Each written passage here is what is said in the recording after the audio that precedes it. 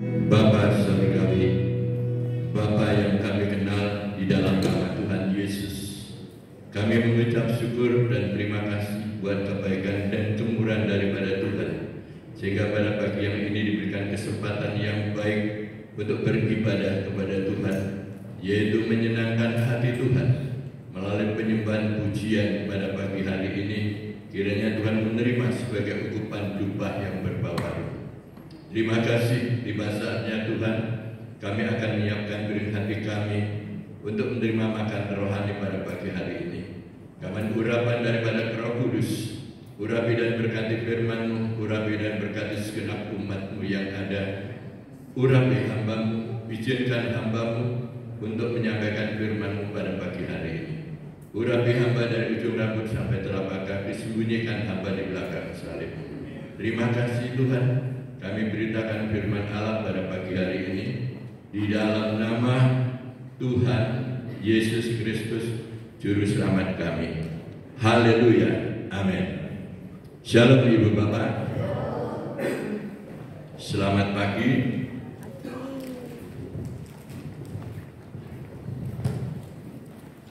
Salam sejahtera bagi kita semuanya. Kita sudah menyembah dan memuji Tuhan. Tiba saatnya kita akan baca firman Tuhan. Ibu Bapak, nanti setelah firman Tuhan dukung dalam doa, yaitu hari ini Bapak Tony tidak bisa hadir, yang hadir Ibu Tony karena Bapak Tony jatuh. Ya, kakinya sekarang sedang dirawat di rumah sakit Mayapada. Dukung dalam doa supaya ada pemulihan dan kesembuhan daripada Tuhan. Amin Ibu Bapak. Terima kasih. Tiba saatnya kita akan baca firman Tuhan. Pembacaan firman Tuhan terdapat di dalam surat 1 Petrus pasal 4 ayat yang ke-7. Surat 1 Petrus pasal yang ke-4 ayat yang ke-7. Sudah dapat? Kita akan baca bersama-sama.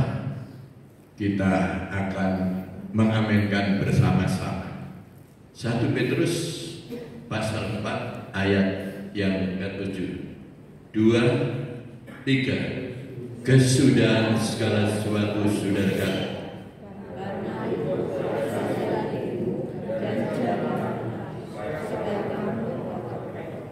Kesudahan segala sesuatu sudah dekat.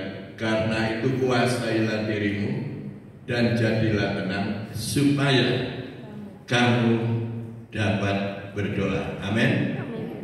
Berbahagia sekali Ibu Bapak yang sudah membaca satu ayat ini, surat 1 Petrus pasal 4 ayat yang ke-7, yaitu kesudahan segala sesuatu sudah dekat. Yang kedua, karena itu kuasailah dirimu. Yang ketiga, jadilah tenang. Yang keempat, supaya kamu dapat berdoa. Saudara-saudaraku yang kekasih, sekarang bagian yang pertama, yaitu kesudahan segala sesuatu sudah dekat. Ya. Kesudahan segala sesuatu sudah dekat, yaitu mengingatkan bahwa hidup ini segera berakhir. Hidup manusia di dunia ini sangat singkat. Ya, berapa lama kita hidup di dalam dunia ini kita tidak bisa mengetahui, karena pemazmur mengatakan, kitab Mazmur 90 ayat 10, ya, hidup manusia itu ditentukan 70 tahun. Kalau lebih daripada itu anugerah kemurahan daripada Tuhan. Ya. Saya sendiri umur baru 72 tahun. Jadi saya masih mendapatkan bonus 2 tahun. Dan firman Tuhan mengatakan umur manusia itu 70 tahun. Kalau kuat 80 tahun. Saya masih 72 tahun. Saya mengucap syukur bahwa Tuhan itu baik, bahwasanya kesetiaannya untuk selamanya. Itu yang harus kita syukuri. Satu pengakuan kita dalam usia yang lanjut ini, tidak berani berjalan sendiri. Kami senantiasa mengundang Tuhan untuk menyertai, melindungi dalam perjalanan kita, ya, karena usia yang lanjut ini seringkali yaitu jatuh, saudara. Kalau nggak jatuh sendiri ya jatuh ditabrak motor, ya saya pernah juga jatuh ditabrak motor, jatuh dari rumah sendiri, jatuh di pasar, ya. Terus yang terakhir itu saya jatuh di kamar mandi, saudara. Waktu saya jatuh di kamar mandi, saya tidak bisa bergerak. Ya saya sadar, cuma saya berdoa, mohon pertolongan daripada Tuhan. Tuhan berikan kekuatan bagaimana saya bisa bangun. Saya karena sudah jatuh, wes terbentur apapun, tapi saya punya Tuhan. Tuhan berikan kekuatan. Saya nggak berteriak pada anak saya siapapun, enggak. Saya berusaha bagaimana saya harus bisa berdiri. Tapi puji Tuhan, Tuhan berikan kekuatan, saya bisa berdiri. Ya, akhirnya keluar dari kamar mandi, saya dalam keadaan sadar. Saya bersyukur, terima kasih Tuhan. Saya nggak ngomong kepada anak saya kalau saya jatuh, enggak.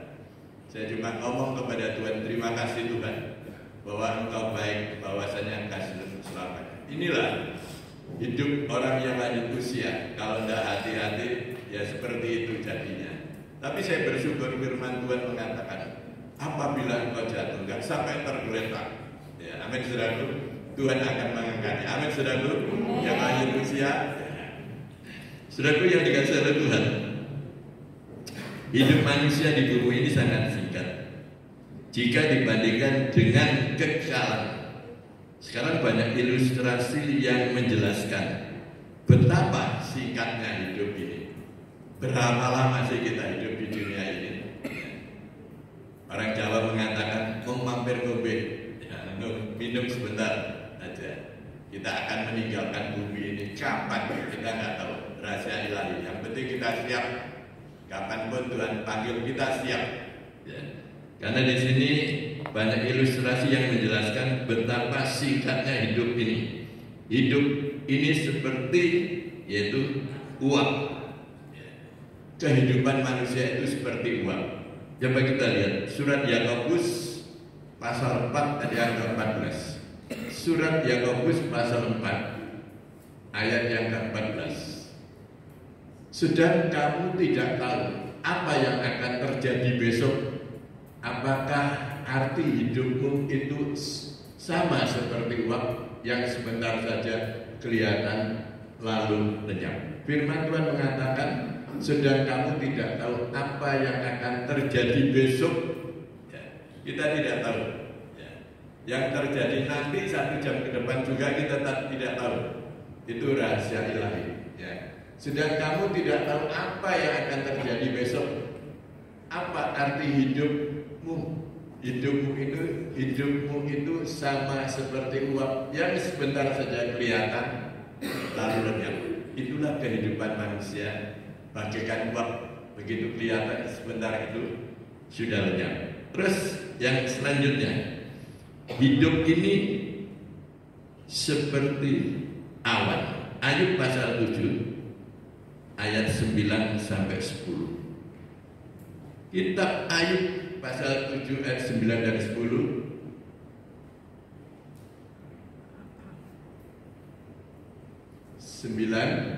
Sebagaimana awan lenyap dan melayang hilang, demikian juga orang yang turun ke dalam dunia orang mati tidak akan muncul kembali. 10. Ia tidak lagi kembali ke rumahnya dan tidak dikenal lagi oleh tempat tinggalnya. Kalau bagian pertama tadi bagaikan asap, yang kedua bagaikan awan. Bahkan orang yang mati tidak akan kembali ke rumahnya lagi, dan dia tidak ingat tinggal rumahnya lagi. Sudah ditinggalkan itu semua. Ya. Sebagaimana awan lenyap dan melayang hilang, demikian juga orang yang turun ke dalam dunia orang mati tidak akan muncul kembali. Ia tidak lagi kembali ke rumahnya dan tidak kenal lagi akan tempat tinggalnya. Ya, kalau orang sudah mati mesti nggak kenal dengan rumahnya, sudah selamat tinggal dunia ini. Roh kita ada di tempat yang terbaik dikumpulkan dengan Allah. Dan bagian yang selanjutnya yaitu hidup ini seperti hembusan napas. Ayub pasal 7 ayat 7. Kitab Ayub pasal 7 ayat 7. Ingatlah bahwa hidup hanya hembusan napas. Mataku tidak akan lagi melihat yang terbaik. Hidup ini hanya hembusan napas saja. Kalau napas kita sudah nggak bernapas, alias orang itu sudah meninggal. Makanya di sini dikatakan, ingatlah bahwa hidupku hanya hembusan napas. Mataku tidak akan lagi melihat yang terbaik. Nah, kalau napas kita sudah diambil, kita bisa berbuat apa? Kasih oksigen apapun nggak bisa, karena sudah waktunya. Terus bagian yang selanjutnya yaitu hidup ini seperti bunga rumput. Mazmur 90 ayat 5 sampai ayat yang ke-6. Kitab Mazmur 90 ayat 5 dan 6. Sebab engkau membelah perkaraku dan aku sebagai hakim yang adil, engkau duduk di atas tahta. Mazmur 90 bukan 9. Mazmur 90 ayat 5 dan 6. Engkau menghanyutkan manusia, mereka seperti mimpi, seperti rumput yang bertumbuh. 6. Di waktu pagi berkembang dan bertumbuh di waktu petang, lisut dan layu. Ini Israel. Manusia itu bagaikan rumput. Pagi segar, bunga pun segar, tapi kena matahari dia akan layu dan segera lisut pada sore harinya. Dan bagian yang terakhir yaitu hidup seperti anak panah. Mazmur 127 ayat yang keempat. Kitab Mazmur 127 ayat yang keempat. Seperti anak panah di tangan pahlawan, demikianlah anak-anak pada masa muda. Ya, kita ini bagaikan anak panah. Kalau sudah dilepas, tidak akan kembali lagi. Dan hidup ini sebentar, lalu lenyap, dan tidak ada yang bisa mengulanginya. Makanya pergunakan hidup ini dengan baik. Ya. Karena hari-hari ini adalah jahat sekali. Gunakan waktu ini yang terbaik. Sekarang bagian yang kedua.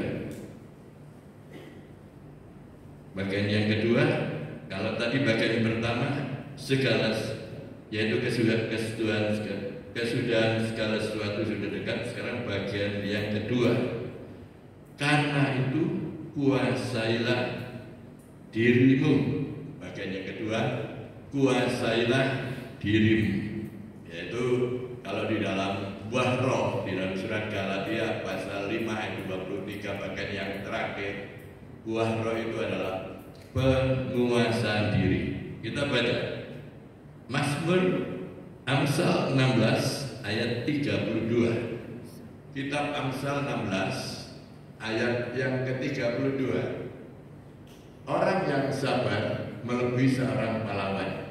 Orang yang menguasai dirinya melebihi orang yang merebut kota. Saudara kasih Tuhan, menguasai diri artinya penguasaan diri itu kemampuan bisa mengontrol, bisa mengatur, mengendalikan diri sendiri. Orangnya nggak mudah emosi, nggak mudah jadi pemarah. Itu orang yang bisa menguasai diri. Orang yang nggak bisa menguasai diri mudah marah. Ya. Tetapi orang yang bisa menguasai diri itu orang yang bisa, yaitu bisa mengontrol. Ya. Jadi kalau biasanya marah, nggak jadi marah. Istilahnya bahasa saya itu istighfar. Kalau bahasa kita haleluya. Kalau mau marah, haleluya, nggak jadi marah, bisa menguasai diri. Saudaraku yang dikasihi oleh Tuhan, satu pengalaman yang saya alami, saya pribadi. Waktu setelah saya lulus sekolah Alkitab, saya harus mendapatkan yaitu namanya kartu jabatan dari Majelis Pusat, yaitu PDP. Mendapatkan surat PDP itu enggak gampang, dicetak dikasih itu enggak, harus melalui diklat, berapa kali diklat, lulus baru dapat yaitu kartu jabatan PDP. Yang arti PDP itu adalah pendeta pembantu. Terus saya tambah lagi PDP itu adalah pendeta pengusaha. Karena waktu saya masuk pelayanan pertama di gereja ini, founder kita sudah berkata demikian: hidup dengan percaya, bekerja menurut panggilan, tetapi jangan menjadi pengemis pakai dasi.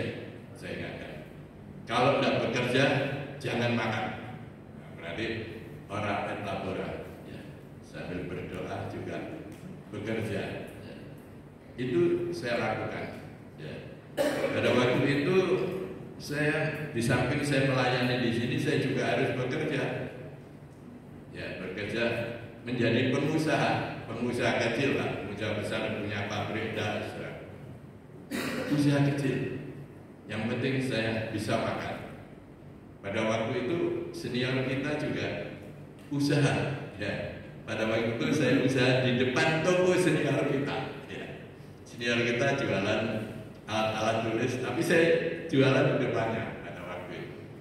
Tapi puji Tuhan, ya, Tuhan berkati. Nah, lama kemudian saya bisa buka lapak di salah satu pasar di Surabaya ini.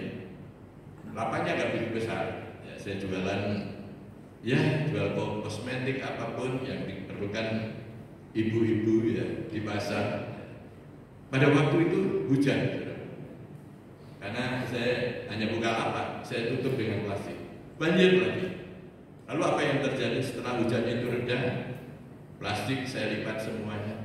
Ada yaitu orang menggeledek barang, memang mungkin berat barang dia, terus keburu untuk mengirim barang.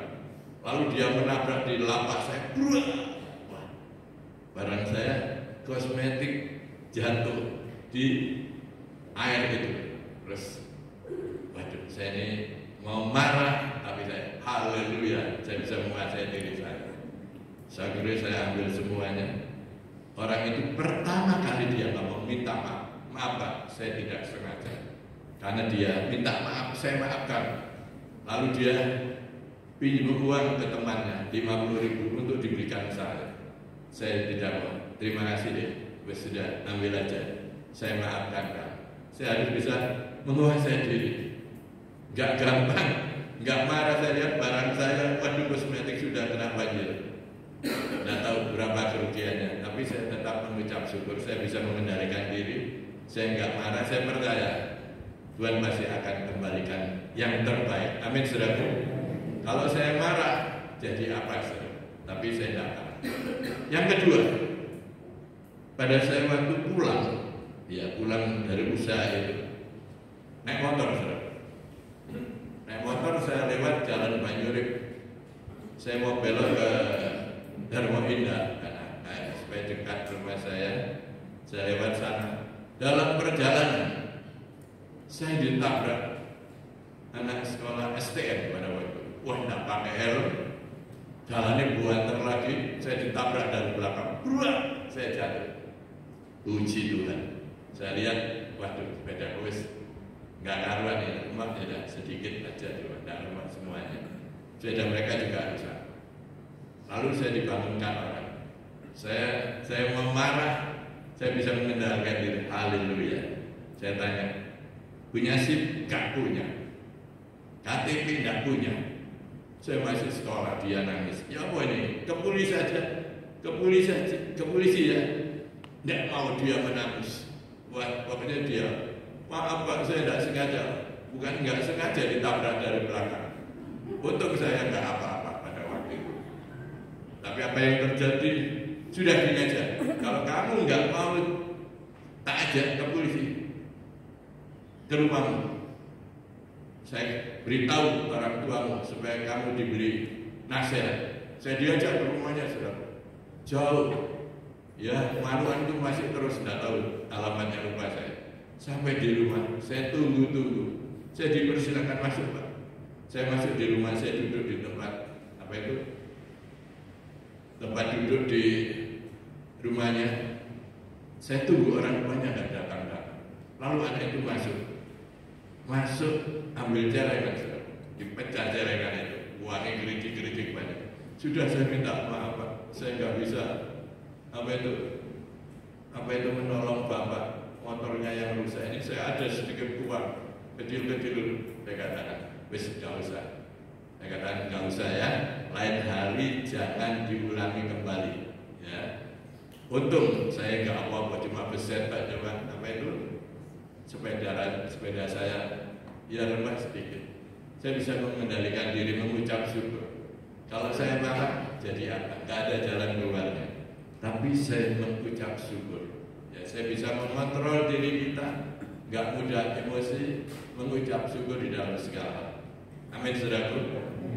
Saudaraku yang dikasih oleh Tuhan. Kalau kita bisa menguasai diri, hidup kita bisa tenang. Orang yang bisa tenang itu bisa berdoa kepada Tuhan. Nah, orang itu nggak bisa tenang, nggak bisa berdoa, pikirannya ke sana kemari. Ya. Karena kita bisa menguasai diri. Bagian yang ketiga, jadilah tenang. Bagaimana caranya kita bisa menguasai diri dan menjadi tenang? Coba kita baca di dalam kitab Mazmur pasal 2, ayatnya yang kedua, ayat yang ke-6, ayat yang ke-9. Bagian yang ketiga yaitu jadilah tenang. Demikian firman Allah punya. Mazmur 62 ayat yang kedua, ayat yang ke-6 dan ayat yang ke-9. Demikian firman Allah bunyinya. Hanya dekat Allah saja aku tenang, daripadanya lah keselamatanku. Ayat 6. Hanya pada Allah saja kiranya aku tenang, sebab daripadanya lah harapanku. Ayat 9.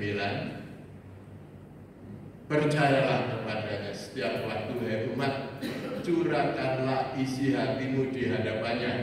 Allah ialah tempat perlindungan kita. Nah, jadi kalau kita bisa menguasai diri, kita bisa tenang, kita bisa berdoa, mencurahkan isi hati kita kepada Tuhan. Doa orang benar dengan yakin didoakan sangat besar kuasanya. Amin, saudaraku. Saya bersyukur kalau pada pagi hari ini Bapak Gembala sudah dipulihkan, sudah sehat kembali. Karena dukungan doa seluruh jemaat dan pengurus.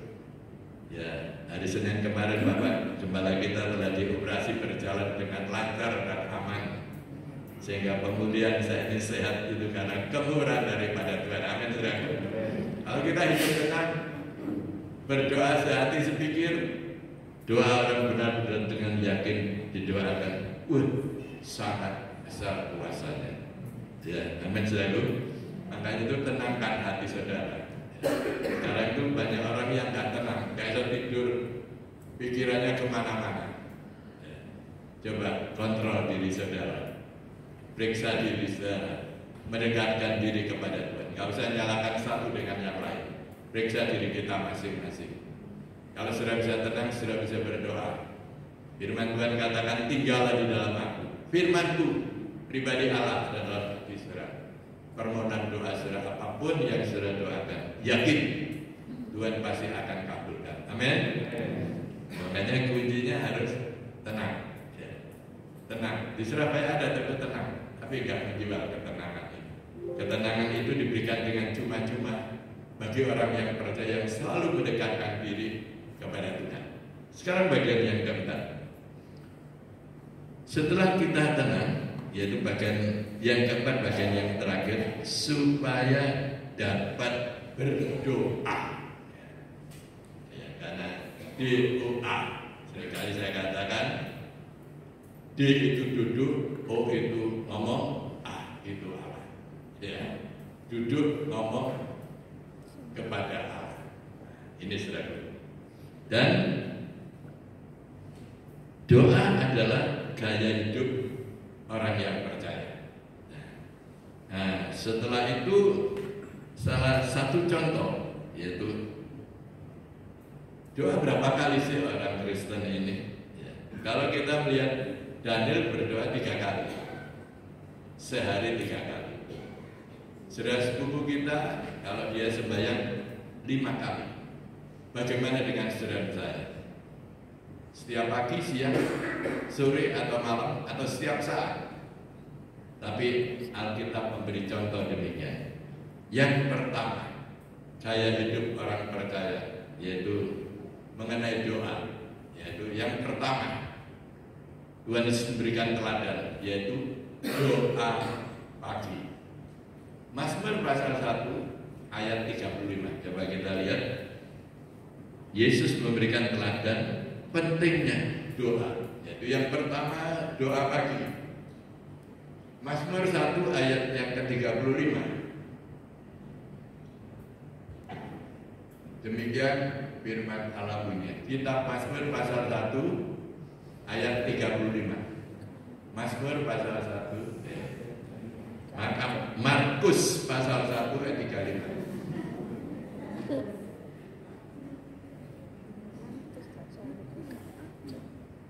Ya, pagi-pagi benar, waktu hari masih gelap, ia bangun dan pergi keluar. Ia pergi ke tempat yang sunyi dan berdoa di sana.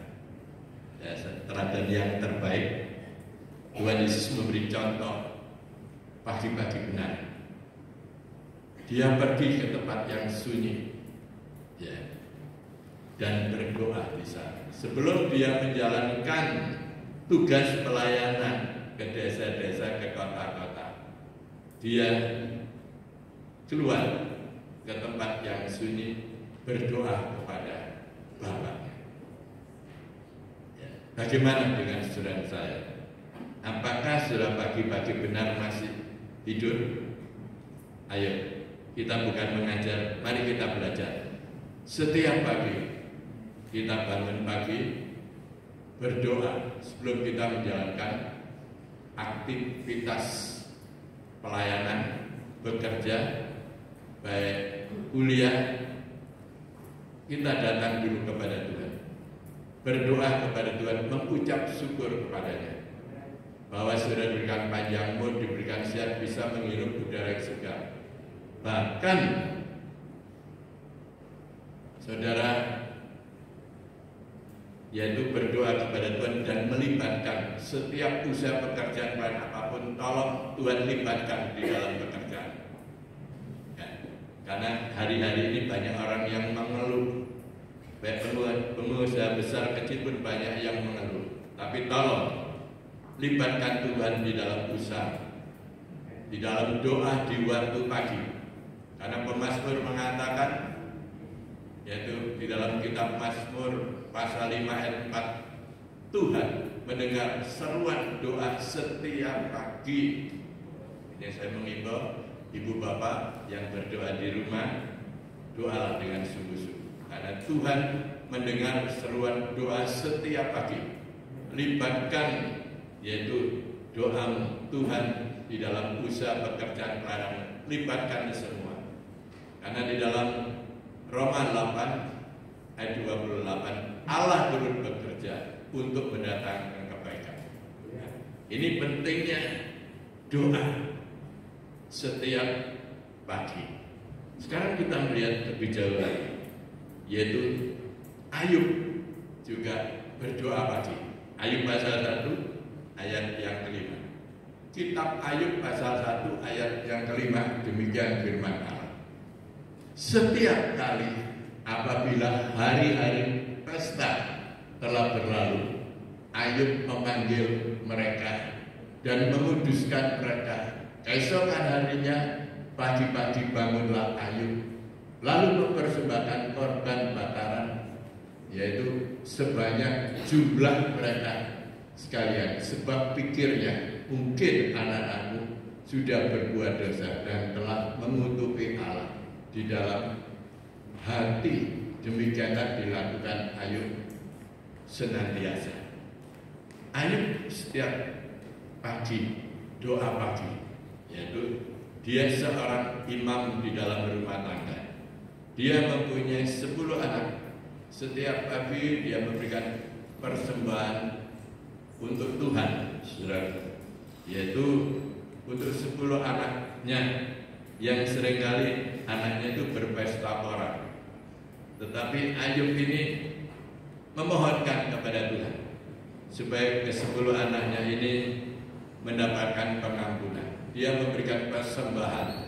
Setiap pagi dia berdoa pagi untuk keluarganya. Itu satu pergumulan.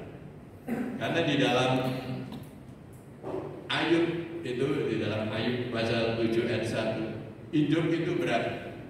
Hidup itu penuh dengan pergumulan. Makanya Ayub itu pergumulan untuk anak-anaknya, 10 anaknya. Ya, nakal, suka minum, suka mabuk dan sebagainya.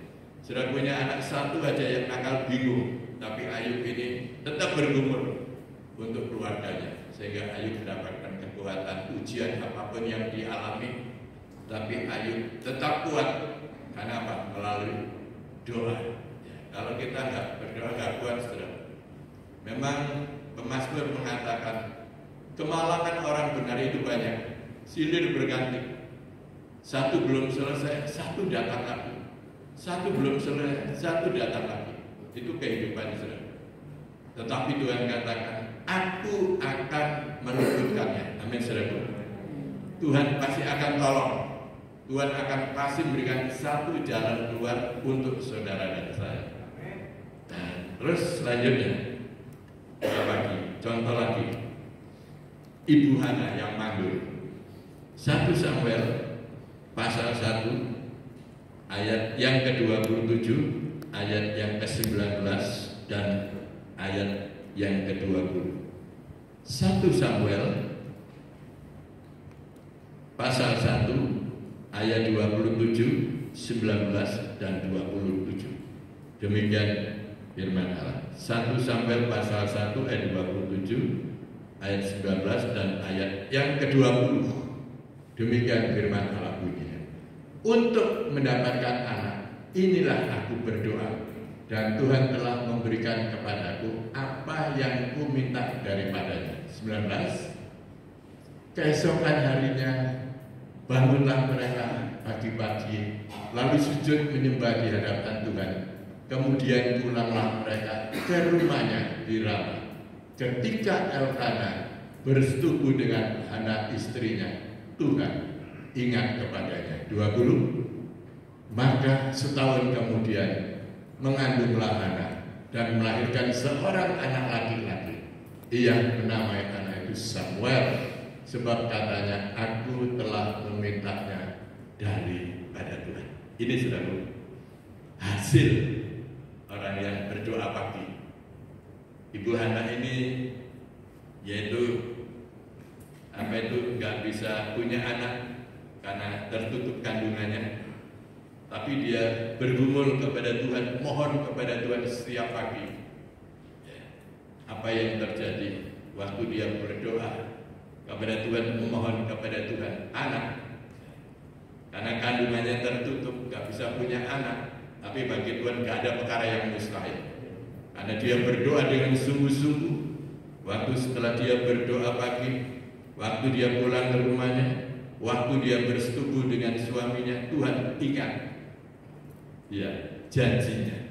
Akhirnya setahun kemudian Ibu Hana ini hamil dan melahirkan seorang anak laki-laki, namanya Samuel. Ini sudah hasilnya orang yang berdoa pagi. Karena saya katakan tadi di Mazmur, orang mendengar seruan doa di waktu pagi. Mazmur 5 ayat yang keempat. Ya. Setelah itu pengalaman lagi mengenai doa, yaitu Daud sebelum menunaikan tugasnya sebagai raja. Dia tahu satu-satunya dia harus berdoa dulu, karena dia diangkat menjadi raja itu karena Tuhan. Ya. Makanya dia sebelum menjalankan tugas di istana sebagai raja, dia lebih dahulu doa pagi. Ya. Sudah saya katakan tadi, Mazmur 5 ayat 4, saya ulangi lagi tolong ditayangkan. Kitab Mazmur pasal 5 ayat 4. Tuhan, pada waktu pagi engkau mendengar seruanku. Bagaimana dikatakan Tuhan pada waktu pagi engkau mendengar seruanku. Pada waktu pagi aku mengangkat persembahan bagimu dan aku menunggu-nunggu. Ya. Ingat, yaitu Tuhan mendengar ya, seruanku pada waktu pagi. Ya. Jadi doa saudara didengar. Ingat saudara, doa saudara akan dikabulkan oleh Tuhan. Mazmur 119 ayat 147 dan 148, banyak ayat. Mazmur 119 ayat 147 dan 148. Demikian firman Tuhan. Pagi-pagi berkah, aku bangun dan berteriak minta tolong. Aku berharap kepada firman. Aku bangun mendahului waktu jaga malam untuk merenungkan janji. Nah, ini seorang raja, pagi-pagi berdoa ya, kepada Tuhan. Ya, dia rindu untuk yaitu janji firman Tuhan. Ya, memang firman itu berjanji, iya dan amin. Orang yang sungguh-sungguh berdoa kepada Tuhan dengan sungguh-sungguh, bukan dengan tidak sungguh-sungguh, dengan sungguh-sungguh. Ada orang yang berdoa yang tidak sungguh-sungguh. Saya ingat pada waktu tahun berapa itu di gereja sawah, yaitu doa malam. Dia nggak sungguh-sungguh. Mungkin dia sakit hatinya, saya juga tidak tahu. Saya di belakangnya. Dia berdoa, semua berdoa dengan bahasa roh dan sebagainya dan menyanyi. Sehingga rasakan hadirat Tuhan itu ada. Semua dapat zaman Tuhan. Itu orang yang sungguh-sungguh berdoa nyucurkan air mata. Sehingga dia menangis dan sebagainya. Ada orang yang berdoa tidak sungguh-sungguh, saudara. Dia juga menangis. Tapi doa mereka nggak sungguh-sungguh. Pikiran mereka ke sana kemari mungkin, saya tidak tahu. Saya tahu hanya casingnya saja kalau dia menangis. Ya, seorang perempuan menangis di depan saya. Saya hanya tahu casingnya, dalam hatinya saya tidak tahu. Semua menyanyi pada waktu itu. Katakan Yesus terbesar. Katakan Dia cintaku. Dia ampuni, Dia sembuhkan dan beri pertolongan. Katakan Yesus terbesar. Wah, orang menyanyi hancur hati mereka. Katakan Yesus terbesar, Dia cinta, Dia mengaku. Tapi seorang perempuan yang gak sungguh-sungguh ini juga menyanyi. Tapi nyanyian beda, dia nyanyi dunia, bukan nyanyi rohani. Dia kan nyanyi begini. Katakan salahku padamu hingga Dia pergi. Langsung ya maaf ya udah itu dalam nama Yesus dia katakan ada apa Pak? Kamu salah menyanyi. Ya, ini nyanyian rohani bukan nyanyian dunia. Mengatakan Yesus terbesar, kamu katakan ya, salahku padamu, karena hancur hati mereka. Makanya saudara-saudara, saya mengimbau kalau sudah berdoalah dengan sungguh-sungguh. Ya, amin. Karena doa orang benar dan dengan yakin didoakan sangat besar kuasanya. Ayo, kita bukan mengajar, mari sama belajar rajin doa. Menurut kita sudah mengatakan banyak doa, banyak berkat, kurang doa, kurang berkat. Enggak berdoa, tak dapat berkat. Ya, berkat bukan jasmani aja, rohani. Ya, berkat panjang umur, saya bisa menghirup dari sini berkat Tuhan. Saya bersyukur. Saya sudah baru umur 72 tahun saya diberikan kuat bisa menghirup dari saya bersyukur. Karena ditentukan cuma 70 tahun, lebih itu 80 tahun itu anugerah. Tapi saya tetap mengucap syukur. Tanpa Tuhan kita tidak bisa berbuat apa. Tapi bersama dengan Tuhan kita tetap semangat. Amin. Sekarang bagian yang kedua. Kalau tadi doa pagi, ya. Sekarang bagian yang kedua yaitu doa petang. Kisah para Rasul pasal 3 ayat 10. Rasul Petrus memberikan contoh. Kalau tadi teladan Tuhan Yesus doa pagi, sekarang teladan daripada Petrus doa pagi, sekarang doa petang. Kisah Rasul pasal 3 ayat 10. Kisah Rasul pasal 3 ayat 1 sampai 10. Kisah Rasul pasal 3 ayat 1 sampai 10.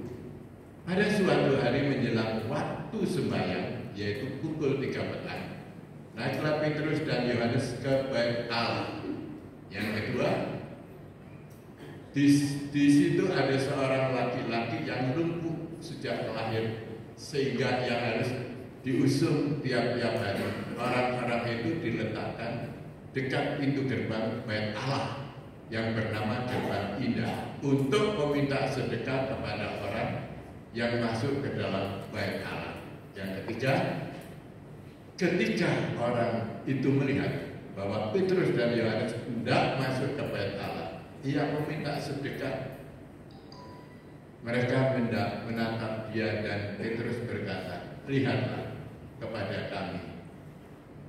Lalu orang itu menatap mereka dengan harapan akan mendapat sesuatu dari mereka. Tetapi Petrus berkata, "Emas dan perak tidak ada padaku, tetapi apa yang kupunya kuberikan kepadamu. Demi nama Yesus Kristus orang Nazaret itu, berjalanlah." Lalu ia memegang tangan kanan orang itu dan membantu dia berdiri. Sekitar juga kuatlah kaki dan mata kaki orang itu. Ia melonjak berdiri lalu berjalan kian kemari dan mengikuti mereka ke dalam bait Allah, berjalan dan melompat-lompat serta memuji Allah. 9. Seluruh rakyat itu melihat dia berjalan sambil memuji Allah. 10. Lalu mereka mengenal dia sebagai orang biasanya duduk meminta sedekah di gerbang indah bait Allah, sehingga mereka takjub dan tercengang tentang apa yang telah terjadi padanya. Ini teladan yang baik. Petrus doa petang, bukan petang pagi, petang sore. Itu Kisah Rasul pasal 3 ayat 1 sampai 10. Waktu dia datang ke bait Allah, di situ ada seorang pengemis meminta-minta. Orang itu lumpuh. Dia menatap kepada Petrus dan Petrus juga melihat kepadanya. Dia mempunyai pengharapan supaya diberikan sedekah. Memang sedekah itu perlu, amal itu perlu. Tapi Petrus mengatakan, "Emas dan perak aku nggak punya. Apa yang aku punya? Di dalam nama Tuhan Yesus, kau bisa berdiri." Petrus tidak memberikan emas dan perak, dia nggak punya. Sedekah mereka hanya berdoa, kuasa daripada Tuhan. Tangan orang yang lumpuh itu diangkat dan berdiri. Orang itu pun bisa berjalan. Amin. Ini hasilnya. Hasilnya doa petang. Ya, doa pagi, doa petang membawakan hasil. Memang firman Tuhan itu mengatakan kita ini diberi kuasa. Diberikan kuasa untuk apa? Untuk mengusir setan, menumpangkan tangan orang sakit dan orang itu menjadi sembuh. kita diberi hak dan diberikan kuasa. Firman Tuhan mengatakan tanda-tanda ini akan menyertai orang percaya. Bukan tanda-tanda menyertai pendeta, gembala, enggak. Tanda-tanda ini menyertai orang percaya. Kalau orang percaya itu diberikan kuasa. Mengusir setan dalam nama Yesus, setan akan pergi. Menumpangkan tangan, orang sakit, orang itu akan menjadi sembuh. Jadi kalau saudara sakit pada malam apapun, saudara tumpangkan tangan dalam nama Yesus. Percaya, Tuhan pasti akan berikan kesembuhan. Amin, saudara.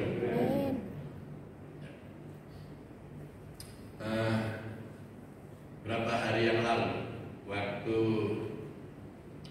perjalanan saya ke desa, ya, waktu itu Idul Fitri, saya kan harus silaturahmi kepada saudara-saudara kita yang ada di desa. Kita harus menjadi penginjil, apa itu Injil yang bisa dibaca dengan mereka. Saya dalam perjalanan dari Surabaya menuju Madiun dengan anak saya perempuan, hanya berdua saja, dan membawa sedikit yaitu apa itu barang, yaitu sembako untuk bagian mereka-mereka orang yang ada di desa-desa sana. Dalam perjalanan saya berdoa pada Tuhan, Tuhan lindungi saya bersama anak saya perempuan ini. Apa yang terjadi? Ya katakan, sudah gini aja Pak, nggak usah naik di tol, naik di bawah, apa jalan di bawah aja, ya, karena sepi. Kita sudah berjalan jalan di bawah. Apa yang terjadi dalam perjalanan? Waktu itu perjalanannya agak apa itu ya? Kendaraannya berjejer-jejer. Terus anak saya itu nyelip ke kanan. Wah, dia nyelip. Nah, tahu depannya itu ada truk tangki besar. Darah Yesus. Wah, dia langsung bilang, tenang Pak, tenang aja, nggak apa-apa. Saya itu mewakil. Lain hari jangan seperti itu. Enggak apa-apa, enggak bisa, enggak apa-apa, aman-aman. Ya, puji Tuhan aman. Akhirnya sampailah saya di Madiun. Di sana memang rumahnya di bukit Serabu, di bawah lereng-lerengnya Gunung Wilis. Ya, tempatnya juga dingin seperti di Tretes itu. Saya di sana 5 hari sakit Serabu. Gak bisa menikmati tapi saya sakit. Sakitnya diare. Tuhan Allah. Saya sudah berdoa, sudah tumpangkan tangan, masih dia. Lalu apa yang terjadi? Untungnya ada dokter di sana, yaitu dokter jaga. Waktu saya ke rumahnya, kenapa Pak? Saya diare. Berapa hari diare? Sudah saya kasih obat apapun. Bukan Bapak salah makan, benar saudara. Itu saya salah makan. Selama 2 hari itu saya makan bakso, karena kan udaranya dingin, bakso panas, pedas banyak. Akhirnya dia, dokter katakan, jangan makan pedas, jangan minum sopat, jangan minum susu. Ya pokoknya tidak akan dulu. Tak suntik, tak kasih obat. Kalau tidak sembuh, nanti tak kirim ke rumah sakit. Wah, saya percaya dok, hari ini dokter sebagai tangan panjang Tuhan, saya sembuh dengan iman. Ya Pak, ya. Setelah saya disuntik kasih obat, pulang sembuh saya bersyukur Tuhan, terima kasih. Saya tumpangkan tangan, terima kasih. Saya percaya Tuhan pasti sembuhkan. Akhirnya saya sembuh. Saya berterima kasih, yaitu Tuhan itu baik. Makanya kita diberikan kuasa. Hasilnya doa petang seperti Petrus bisa menyembuhkan orang yang sakit, lumpuh bisa berjalan. Bayang-bayang Petrus saja bisa menyembuhkan orang. Itu buktinya, itu hasil daripada doa di waktu petang. Coba kita melihat lebih jauh lagi di dalam, yaitu Kisah Para Rasul pasal 3 tadi sudah. Kisah Rasul pasal 10 ayat 1 sampai yang ke-4. Kisah Para Rasul 10 ayat 1 sampai ayat yang ke-4. Demikian firman Allah bunyinya. Di Kaisarea ada seorang yang bernama Cornelius, seorang perwira pasukan yang disebut pasukan Italia. Ia saleh, ia serta seisi rumahnya takut akan Allah, dan ia memberi banyak sedekah kepada umat Yahudi dan senantiasa berdoa kepada Allah. Dalam suatu penglihatan kira-kira jam 3 jelas tanpa kepadanya seorang malaikat Allah masuk ke rumahnya dan berkata kepadanya, Cornelius. Ia menatap malaikat itu dan dengan takut ia berkata, ada apa Tuhan? Jawab malaikat itu, semua doamu dan segamu telah naik ke hadirat Allah dan Allah mengingat engkau. Saudara, ini yang dialami oleh Cornelius, orang saleh, suka berdoa, suka memberikan sedekah kepada orang-orang Yahudi. Bagaimana dengan saudara saya? Sudah hidup saleh, banyak berdoa, banyak memberikan sedekah, itu yang akan menyelamatkan saudara dan saya. Apapun musibah yang terjadi menimpa saudara, musibah itu terjadi tapi saudara masih selamat. Ya, masih selamat, percayalah. Ya. Contohnya saya jatuh di kamar mandi, katanya orang kalau jatuh di kamar mandi innalillahi. Tapi saya enggak. Saya ada Tuhan. Amin, saudara. Percayalah. Di samping kita doa, kita harus bersedekah. Karena itulah yang akan menyelamatkan saudara dan saya. Nah, sekarang bagian yang terakhir. Tadi doa pagi, doa petang, sekarang doa malam. Mazmur 119 ayat yang ke-62. Kitab Mazmur 119 ayat yang ke-62, yaitu doa malam. Tengah malam aku bangun untuk bersyukur kepadamu atas hukum-hukummu yang adil. Seorang raja, ya, enak-enaknya tidur, dia bangun tengah malam. Ya, dia mengucap syukur kepada Tuhan untuk kebaikan dan kemurahannya. Tengah malam aku bangun untuk bersyukur kepadamu atas hukum-hukum yang adil, yaitu Tuhan itu adil dan benar. Ya. Terus kita lihat lebih jauh lagi, yaitu Mazmur 42 ayat 9. Kitab Mazmur 42 ayat 9. Tuhan memerintahkan kasih setianya pada siang hari dan pada malam hari aku menyanyikan nyanyian suatu doa kepada Allah kehidupan. Tuhan memerintahkan kasih setianya pada siang hari dan pada malam hari aku menyanyikan suatu doa kepada Allah kehidupan, yaitu nyanyian pujian. Pemazmur mengatakan Tuhan itu hadir di tengah-tengah pujian. Hasilnya orang yang memuji Tuhan dengan sungguh-sungguh itu ada dampaknya, ada hasilnya. Hasilnya apa? Kita lihat Paulus dan Silas waktu di dalam penjara di waktu malam, dia berdoa dan menyanyi. Kita lihat di dalam Kisah 16 ayat 25 sampai 26. Kisah Rasul 16 ayat 25 dan 26. Demikian firman Allah. Tetapi kira-kira tengah malam, Paulus dan Silas berdoa dan menyanyikan puji-pujian kepada Allah, dan orang-orang umat lain mendengar mereka. Nah, ini hasilnya. Paulus dan Silas waktu di penjara, dia dibelenggu kaki dan tangan. Dia berdoa, menyanyi, memuji Tuhan. Dia percaya Tuhan hadir di tengah-tengah pujian. Akhirnya apa terjadi? Terjadilah, yaitu gempa bumi. Semua rantai di tangannya terlepas, semuanya terlepas. Semua, yaitu kaki pun terlepas. Yaitu Paulus dan Silas bebas pada waktu itu. Ya. Orang-orang penjara mendengar dia menyanyi, berdoa. Makanya kalau kita menyanyi, nyanyilah dengan sungguh-sungguh. Karena Tuhan hadir di tengah-tengah pujian.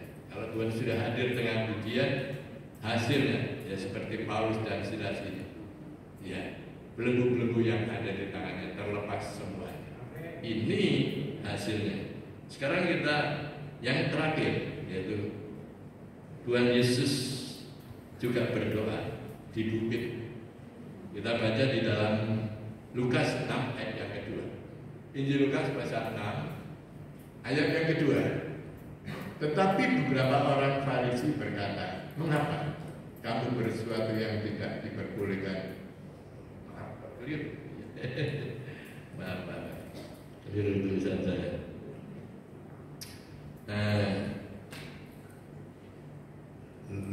Lukas pasal 6 ayat 12. Pada waktu itu pergilah Yesus ke bukit untuk berdoa.